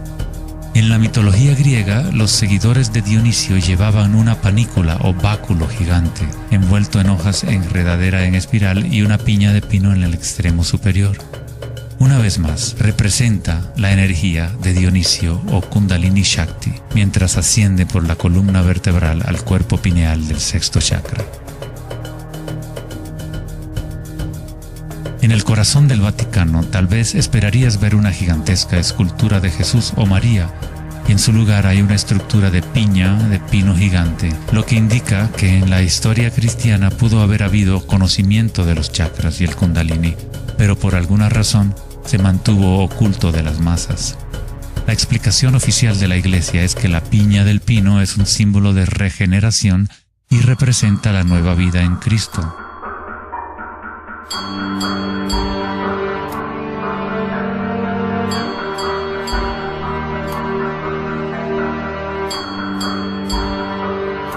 El filósofo y místico del siglo XIII, Meister Eckhart, dijo: "El ojo con el que veo a Dios y el ojo con el que Dios me ve es el mismo". En la Biblia del rey Jacobo, Jesús dijo: "La luz del cuerpo es el ojo, y si por lo tanto tienes un solo ojo, tu cuerpo entero se llenará de luz".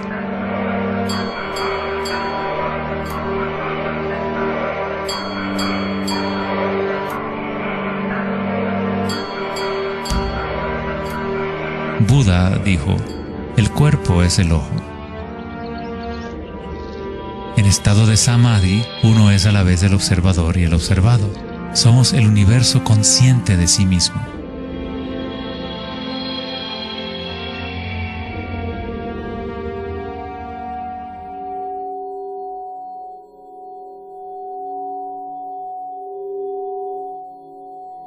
Cuando el Kundalini se activa, estimula el sexto chakra y el centro pineal, y esta zona empieza a recuperar algunas de sus funciones evolutivas. La meditación en la oscuridad ha sido utilizada durante miles de años como una forma de activar el sexto chakra en el área de la glándula pineal. La activación de este centro nos permite ver la luz interior. Ya sea el yogi proverbial o el chamán en retiro profundo en una cueva, un taoísta, un iniciado maya o un monje tibetano, todas las tradiciones incorporan un periodo de tiempo durante el cual uno entra en la oscuridad. La glándula pineal es la puerta a la experiencia directa de la propia energía sutil. El filósofo Nietzsche dijo: "Si miras fijamente al abismo durante el tiempo suficiente, eventualmente descubrirás que el abismo te mira fijamente de regreso". Los dólmenes o las antiguas tumbas en formas de pórtico se encuentran entre las estructuras más antiguas que quedan en la Tierra. La mayoría datan del periodo neolítico de 3000 a 4000 años antes de Cristo, y algunos en Europa occidental tienen 7000 años de antigüedad. El dolmen se utilizaba para entrar en meditación perpetua como una forma para los humanos de formar un puente entre el mundo exterior e interior. A medida que uno continúa meditando en la oscuridad total, eventualmente empieza a observar la energía interna o luz al activarse el tercer ojo. Los ritmos circadianos que se rigen por el sol y los canales de la luna dejan de controlar las funciones del cuerpo y se establece un nuevo ritmo.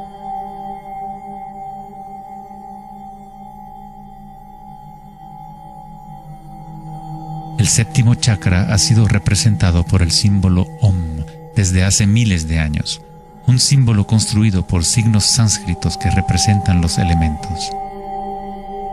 Cuando el Kundalini se eleva más allá del sexto chakra, se empieza a crear un halo de energía. Los halos aparecen constantemente en las pinturas religiosas de diferentes tradiciones en todas partes del mundo.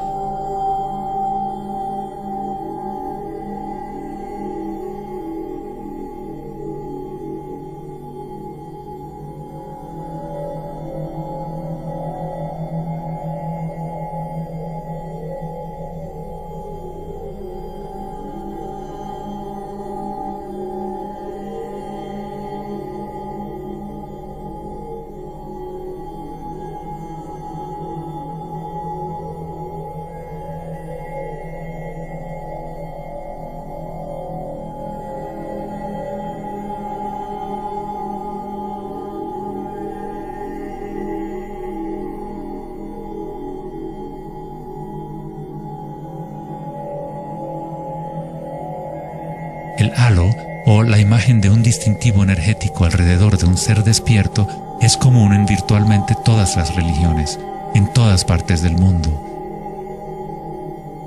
El proceso evolutivo de despertar los chakras no es propiedad de un grupo o de una religión, es el derecho inalienable de todo ser humano en el planeta.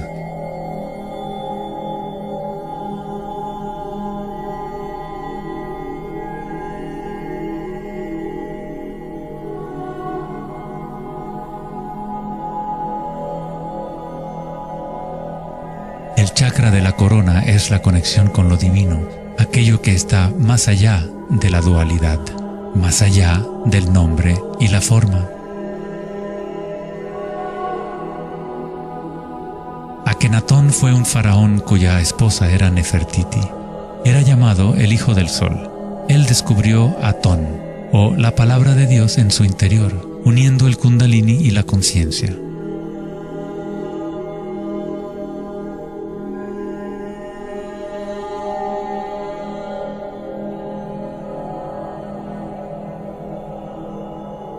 En la iconografía egipcia, una vez más, la conciencia despierta está representada por el disco solar que vemos sobre las cabezas de dioses o seres despiertos.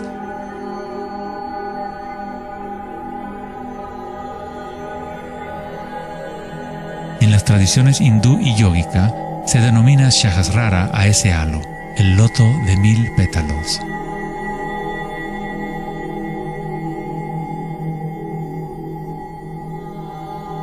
El Buda está asociado con el símbolo de la flor de loto. El patrón de filotaxis es el mismo modelo que se puede encontrar en una flor de loto. Es la flor del patrón de la vida, la semilla de la vida. Es el patrón fundamental en el cual todas las formas encajan. Es la forma absoluta del espacio mismo o una cualidad inherente a Akasha.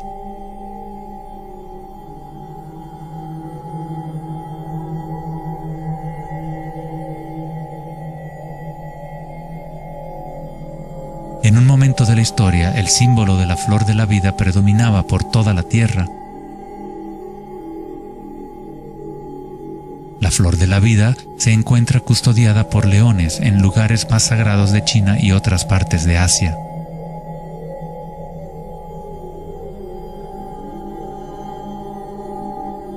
Los 64 hexagramas del I Ching a menudo rodean el símbolo yin-yang, que es otra forma de representación de la flor de la vida. En el interior de la flor de la vida está la base geométrica de todos los sólidos platónicos, de esencialmente cualquier forma que pueda existir. La antigua flor de la vida empieza con la geometría de la estrella de David, o triángulos con sus caras hacia arriba y hacia abajo. En tridimensional serían estructuras tetaédricas. Este símbolo es un yantra, una especie de programa que existe en el universo, la máquina que genera nuestro mundo fractal. Los yantras se han utilizado como herramientas para despertar la conciencia durante miles de años. La forma visual del yantra es una representación externa de un proceso interno de desarrollo espiritual.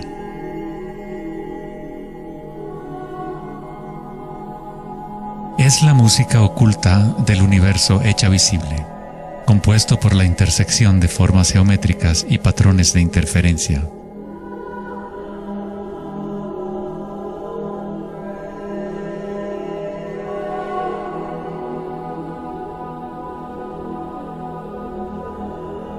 Cada chakra es un loto, un yantra, un centro psicofisiológico a través del cual el mundo puede ser experimentado.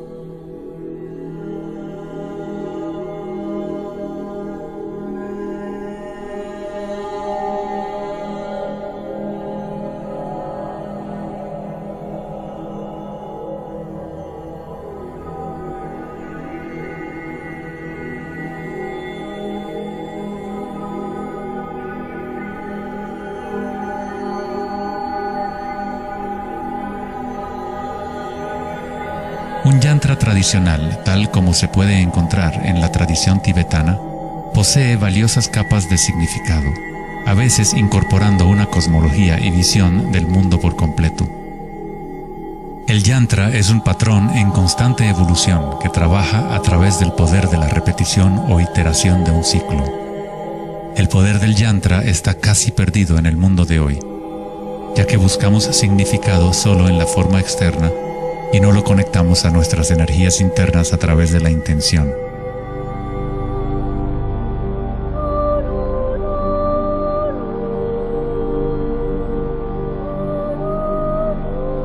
Hay una buena razón por la cual sacerdotes, monjes y yogis han sido tradicionalmente célibes. Hoy en día, apenas una fracción conoce la razón de su celibato, pues el verdadero propósito se ha perdido. En pocas palabras, si tu energía se va a consumir en producir más espermatozoides u óvulos, según sea el caso, no queda suficiente para impulsar la ascensión del Kundalini que activa los chakras superiores.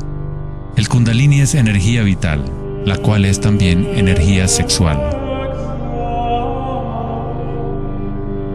Cuando la conciencia se enfoca menos en deseos animales y se coloca en los objetos que reflejan los chakras superiores, esta energía fluye de regreso a la médula espinal ascendiendo hacia esos chakras.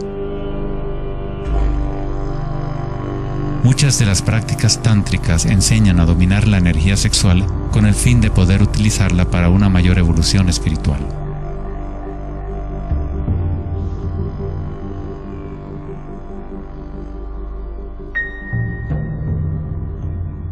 Tu estado de conciencia crea las condiciones adecuadas para que tu energía pueda crecer. Entrar en un estado de conciencia no requiere de tiempo. Como dice Eckhart Tolle, la conciencia y la presencia siempre suceden en el ahora. Si estás tratando de hacer que algo suceda, entonces estás creando resistencia hacia lo que es. Es la eliminación de toda resistencia lo que permite que la energía evolutiva se desarrolle. En la tradición yógica antigua, las posturas de yoga se han utilizado para preparar el cuerpo para la meditación. El Hatha Yoga nunca fue enseñado como un régimen de ejercicio, sino como una forma de conectar nuestro mundo interior y exterior. La palabra sánscrita Hatha proviene de las raíces Sol A y Luna Ta. En el Yoga Sutra original de Patanjali, el propósito de las 8 ramas del yoga es igual al noble sendero de 8 facetas del Buda, para la liberación del sufrimiento. Cuando las polaridades del mundo dual están en equilibrio, surge un tercer elemento. Nos encontramos con la misteriosa llave dorada que abre las fuerzas evolutivas de la naturaleza. Esta síntesis de los canales del Sol y la Luna es nuestra energía evolutiva.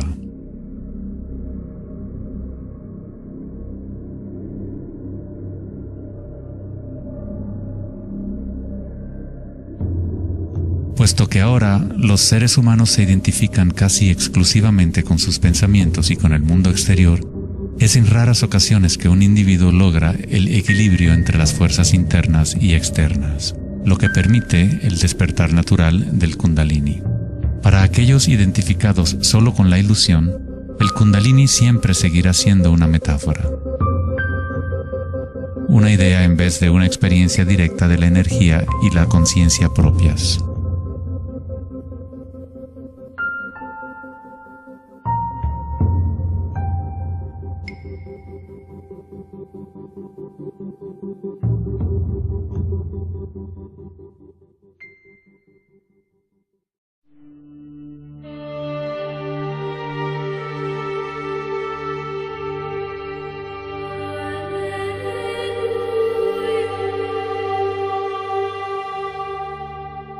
La vida, la libertad y la búsqueda de la felicidad.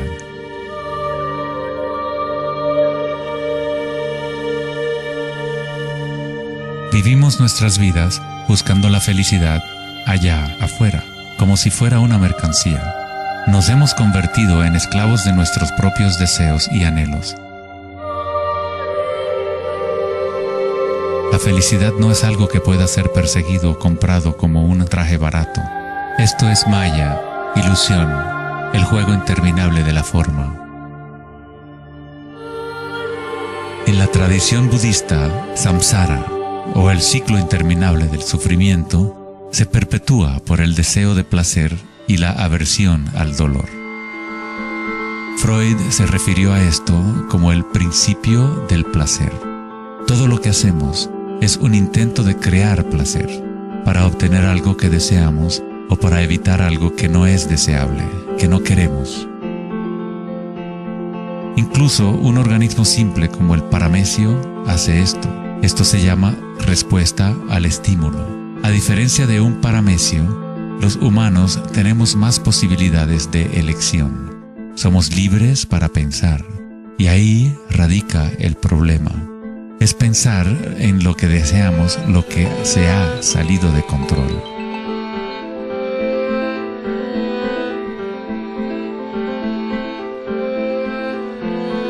Safety systems armed.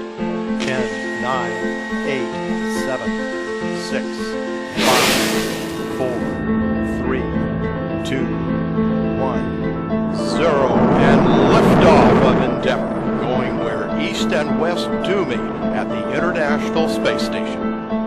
El dilema de la sociedad moderna es que tratamos de entender el mundo no en términos de conciencia interna arcaica, sino cuantificando y calificando lo que percibimos como el mundo externo, a través de medios científicos y mentales. Pensar solo ha llevado a pensar más y a formular más preguntas. Anhelamos conocer el secreto que crea el mundo y orienta su camino, pero consideramos esta esencia como si estuviera fuera de nosotros, no como una cosa viviente e inherente a nuestra propia naturaleza. Fue el famoso psiquiatra Carl Jung quien dijo: aquel que mira hacia afuera sueña, aquel que mira hacia adentro despierta. No tiene nada de malo desear estar despierto, ser feliz. Lo que está mal es buscar la felicidad fuera cuando solo se puede encontrar en nuestro interior.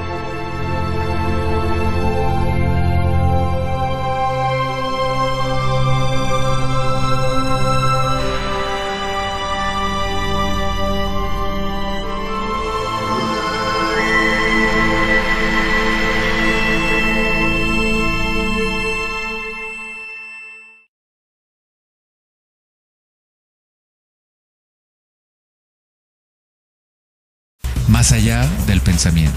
El 4 de agosto de 2010, en la conferencia Techonomy en Lake Tahoe, en California, Eric Schmidt, director ejecutivo de Google, mencionó una estadística asombrosa.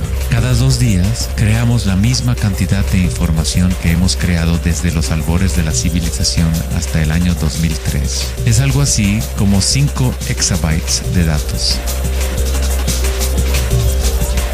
Nunca en la historia de la humanidad hemos usado tanto la mente y nunca había habido tanta confusión en el planeta. ¿Podría ser que cada vez que pensamos en una solución a un problema, creamos 2 problemas más? ¿De qué sirve pensar tanto si no conduce a una mayor felicidad? ¿Somos más felices? ¿Más ecuánimes? ¿Más alegres como resultado de tanto pensar? O quizás nos aísla, nos desconecta de una experiencia más profunda y más significativa de la vida.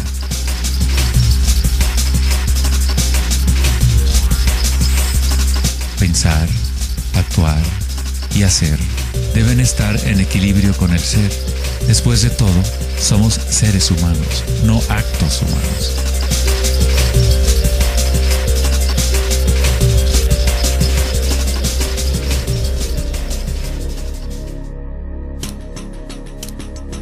Queremos un cambio y queremos estabilidad al mismo tiempo. Nuestros corazones se han desconectado de la espiral de la vida, de la ley del cambio, mientras nuestras mentes pensantes nos conducen hacia la estabilidad, la seguridad y la pacificación de los sentidos. Con una fascinación morbosa, observamos asesinatos, tsunamis, terremotos y guerras. Constantemente tratamos de ocupar nuestra mente, llenándola de información. Programas de televisión transmitiendo de cada dispositivo imaginable, juegos y rompecabezas, mensajes de texto y todas las trivialidades posibles. Nos dejamos fascinar con la corriente infinita de nuevas imágenes, nuevas informaciones, nuevas formas de provocar y pacificar nuestros sentidos. En los momentos de reflexión interior, nuestro corazón nos dirá que hay algo más en la vida que nuestra realidad actual, que vivimos en un mundo de espíritus hambrientos, siempre anhelando más y nunca satisfechos.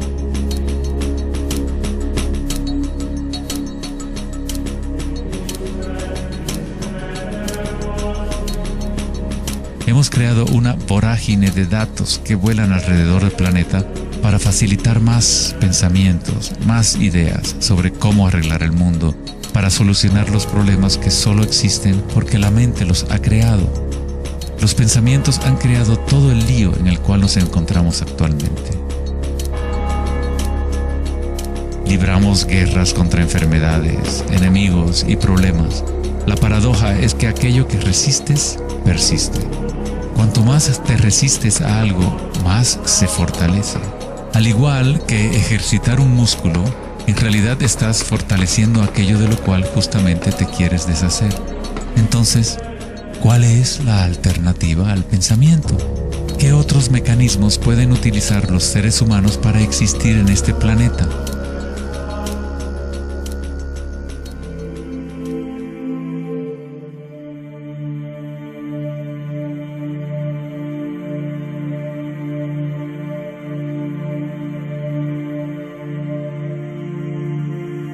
Mientras que la cultura occidental en los últimos siglos se ha centrado en la exploración de lo físico mediante el uso del pensamiento y el análisis, otras culturas antiguas han desarrollado tecnologías igualmente sofisticadas para explorar el espacio interior. Es la pérdida de nuestra conexión con nuestro mundo interior lo que ha creado un desequilibrio en nuestro planeta. El antiguo inquilino, «Conócete a ti mismo», ha sido reemplazado por el deseo de experimentar en el mundo externo de la forma. Responder a la pregunta ¿quién soy? No es simplemente una cuestión de describir lo que está en tu tarjeta de presentación. En el budismo, no eres el contenido de tu conciencia.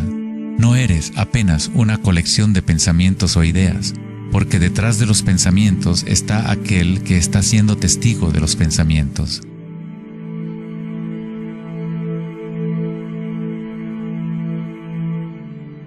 El dicho enfático, «Conócete a ti mismo», es un koan del Zen, un acertijo sin respuesta.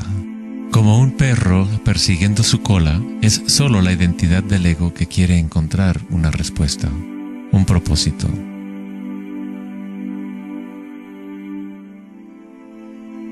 La verdad de lo que eres no necesita una respuesta, pues todas las preguntas fueron creadas por la mente egoica. No eres tu mente.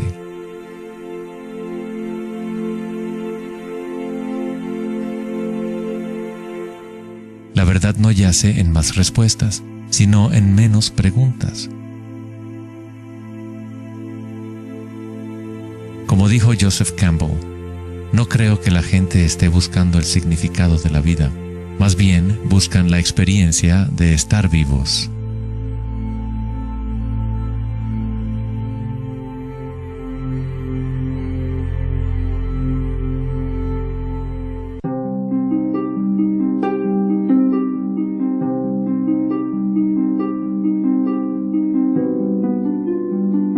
Cuando al Buda le preguntaron, ¿qué eres?, simplemente dijo, estoy despierto. ¿Qué quiere decir eso, estar despierto?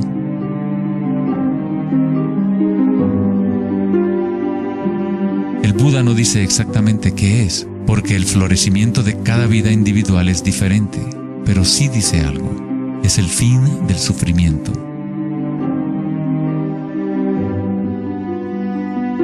Toda tradición religiosa importante tiene un nombre para el estado de estar despierto: cielo, nirvana o moksha. Una mente en calma es todo lo que hace falta para comprender la naturaleza de la corriente. Todo lo demás ocurrirá una vez que tu mente esté en calma. En esta quietud, las energías internas despiertan y funcionan sin esfuerzo de tu parte. Como dicen los taoístas, el chi sigue a la conciencia. Al permanecer en calma, uno empieza a escuchar la sabiduría de las plantas y los animales, los quietos susurros de los sueños, y se aprende el sutil mecanismo por el cual los sueños se manifiestan en forma material. En el Tao Te Ching, este tipo de vida se llama Wei Bu Wei, hacer, no hacer. El Buda habló del camino intermedio como el sendero que conduce a la iluminación. Aristóteles escribió el justo medio, el punto medio entre dos extremos, como un sendero de belleza, sin demasiado esfuerzo ni tampoco muy poco. Yin y Yang en equilibrio perfecto.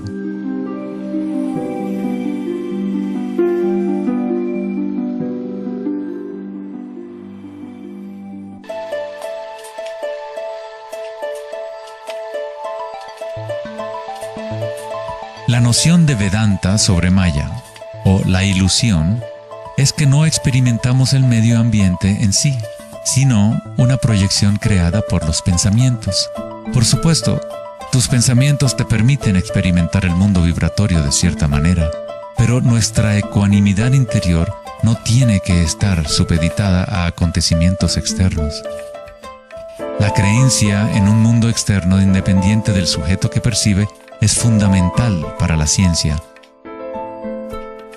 Pero nuestros sentidos solo nos entregan información indirecta. Nuestras nociones acerca de este mundo físico creado por nuestra mente están siempre filtradas por nuestros sentidos y, por lo tanto, siempre son incompletas. Hay un campo de vibraciones que subyace en todos los sentidos. Las personas con una condición llamada sinestesia a veces sienten este campo vibratorio de diferentes maneras. Los sinestésicos pueden ver los sonidos como colores o formas, o las cualidades asociadas de un sentido hacia otro. La sinestesia se refiere a una síntesis o amalgama de los sentidos. Los chakras y los sentidos son como un prisma que filtra una serie de vibraciones.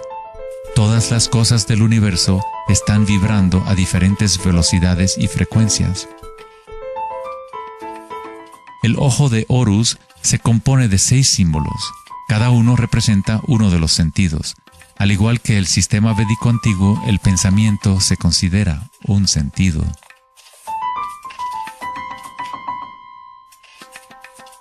Los pensamientos se perciben simultáneamente como sensaciones que se experimentan en el cuerpo. Surgen de la misma fuente vibratoria.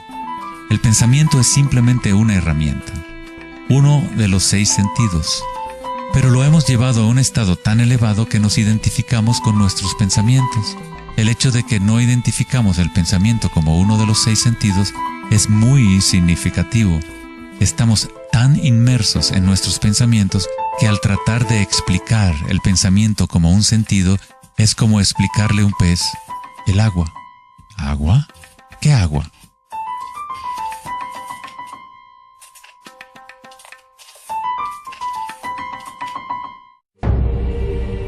En las Upanishads se dice, no lo que el ojo puede ver, sino mediante lo cual puede ver el ojo. Toma conciencia de eso para ser Brahma, el Eterno, y no lo que la gente aquí adora. No lo que el oído puede escuchar, sino mediante lo cual puede escuchar el oído. Toma conciencia de eso para ser Brahma, el Eterno, y no lo que la gente aquí adora.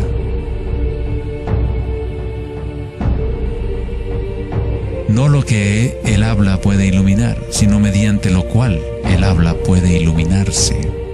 Toma conciencia de eso para ser Brahma, el Eterno, y no lo que la gente aquí adora.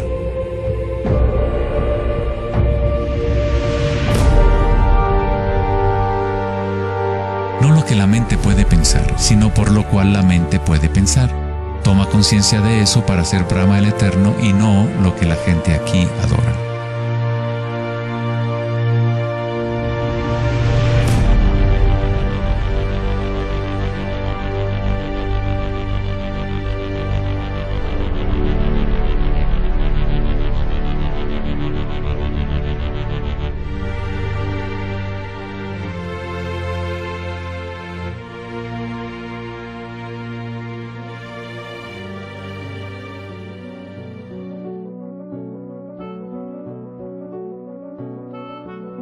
En la última década, grandes avances se han llevado a cabo en el ámbito de la investigación cerebral. Los científicos han descubierto la neuroplasticidad, un término que expresa la idea de que el cableado físico del cerebro cambia según los pensamientos que se mueven a través de él. Como expresó el psicólogo canadiense Donald Hebb, las neuronas que se ponen en marcha al mismo tiempo se conectan entre sí. Las neuronas se conectan al máximo cuando una persona entra a un estado de atención ininterrumpida. Lo que esto significa es que es posible dirigir tu propia experiencia subjetiva de la realidad. Literalmente, si tus pensamientos son de temor, preocupación, ansiedad y negatividad, estás incrementando la conexión para que surjan más pensamientos similares. Si diriges tus pensamientos hacia el amor, la compasión, la gratitud y la alegría, creas la conexión para repetir esas experiencias. ¿Cómo hacerlo cuando estamos rodeados de violencia y sufrimiento? ¿No es esto una especie de engaño o vana ilusión? La neuroplasticidad no es lo mismo que la noción de la nueva era que dice que creas tu realidad con pensamientos positivos. En realidad es lo mismo que el Buda enseñó hace 2500 años. La meditación vipassana o la meditación introspectiva podría describirse como neuroplasticidad autodirigida. Aceptas tu realidad tal como es, como realmente es. Pero tú lo experimentas en el nivel raíz de la sensación, en el nivel vibratorio o energético, sin prejuicio o la influencia del pensamiento. A través de una intención ininterrumpida en el nivel raíz de la conciencia, se crea la conexión para una percepción completamente diferente a la realidad.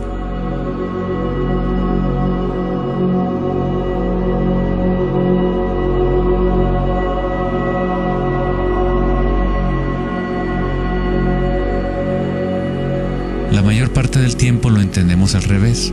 Estamos permitiendo constantemente que las ideas sobre el mundo exterior conformen nuestras redes neuronales, pero nuestra ecuanimidad interior no tiene que estar supeditada a acontecimientos externos.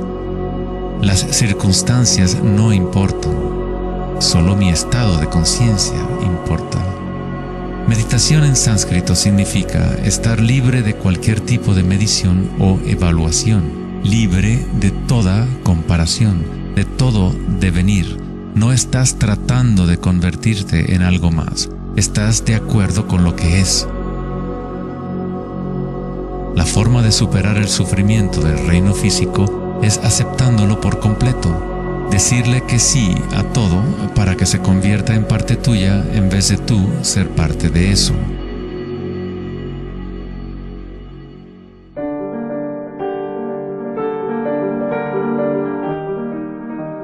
¿Cómo se puede vivir de tal manera que la conciencia deje de estar en conflicto con su contenido? ¿Cómo puede uno vaciar el corazón de las ambiciones mezquinas? Debe haber una revolución total en la conciencia, un cambio radical en la orientación del mundo exterior al interior.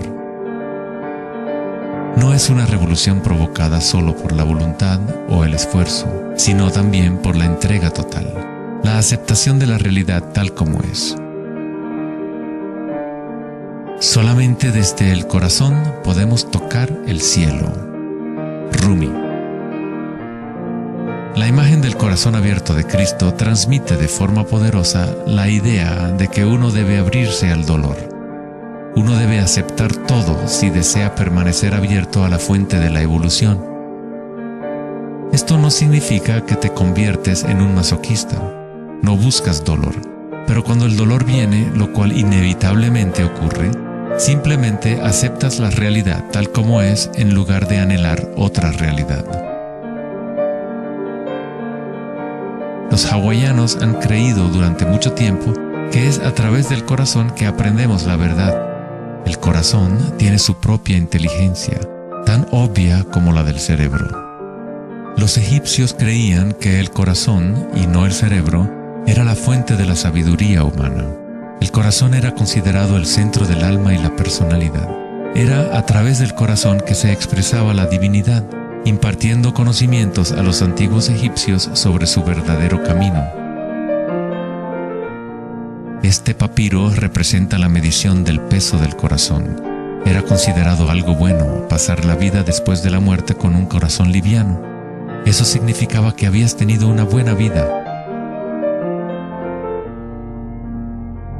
Una etapa universal o arquetípica que experimentan las personas en el proceso del despertar del centro del corazón es la experiencia de la energía personal como la energía universal.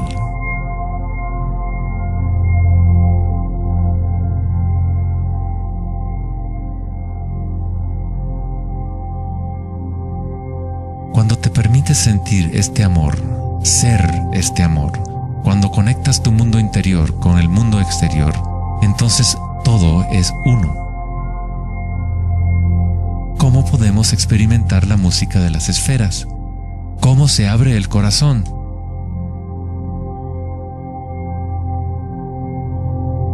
Sri Ramana Maharshi dijo: Dios habita en ti, como tú, y no tienes que hacer nada para ser consciente de Dios o de ti mismo. Ya es tu estado verdadero y natural. Solo abandona toda búsqueda, dirige tu atención hacia adentro y sacrifica tu mente al único ser irradiando en el corazón de tu propio ser. Para que esto sea tu experiencia que vives en el presente, el autoconocimiento es el único camino directo e inmediato.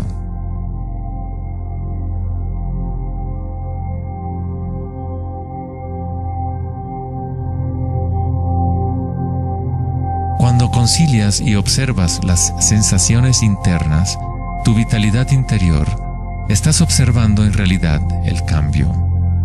Esta fuerza del cambio es el surgimiento y la muerte que ocurren cuando la energía cambia de forma. El grado en que una persona ha evolucionado o alcanzado la iluminación es el grado en que uno ha adquirido la capacidad de adaptarse a cada momento o a transmutar la corriente de circunstancias humanas, siempre cambiantes, el dolor y el placer en gozo.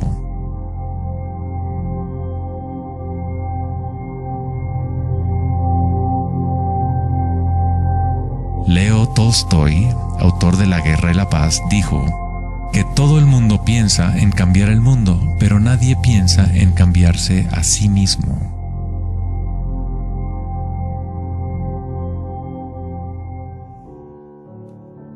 Darwin dijo que la característica más importante para la supervivencia de la especie no es la fuerza o la inteligencia, sino la capacidad de adaptación a los cambios.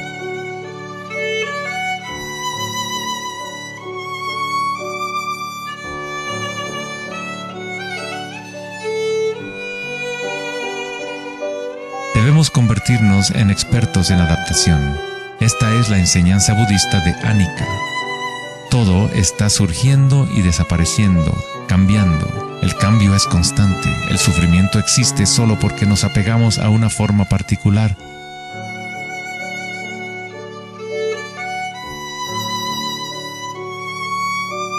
Cuando te conectas a la parte tuya que observa, con la comprensión de Anicca, el gozo surge en el corazón.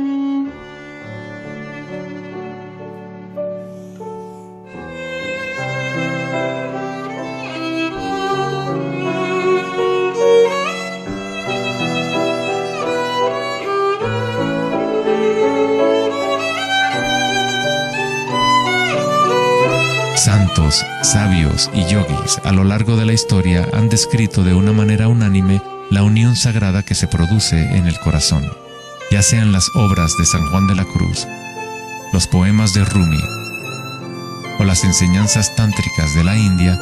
Todas estas enseñanzas diferentes tratan de expresar el misterio sutil del corazón. En el corazón, esta es la unión de Shiva y Shakti, la penetración masculina en la espiral de la vida y la entrega femenina al cambio. Atestiguar y aceptar de forma incondicional todo lo que es.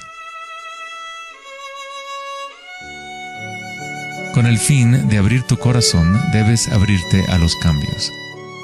Vivir en el mundo aparentemente sólido, danzar con él, comprometerte con él, vivir en plenitud, amar por completo, pero sabiendo que es transitorio y que, en última instancia, todas las formas se disuelven y cambian. El gozo es la energía que responde a la calma. Surge al vaciar la conciencia de todo contenido. El contenido de esta energía de gozo, producto de la calma, es la conciencia. Una nueva conciencia del corazón. Una conciencia conectada a todo lo que es.